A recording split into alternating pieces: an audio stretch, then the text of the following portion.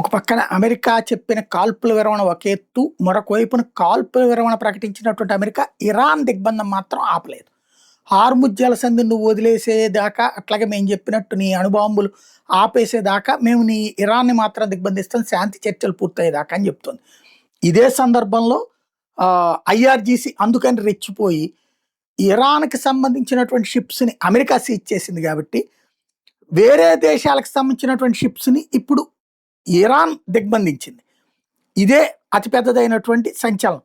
3 commercial షిప్పుల మీద కాల్పులు జరపడం, ఇందులో ఒకటి భారత్ షిప్ కూడా ఉండడం ఒక ఎత్తు అయితే, 2 షిప్పుల్ని తమ స్వాధీనం చేసుకోవడం అన్నటువంటిది ఏదైతే సంచలనం సృష్టిస్తోంది.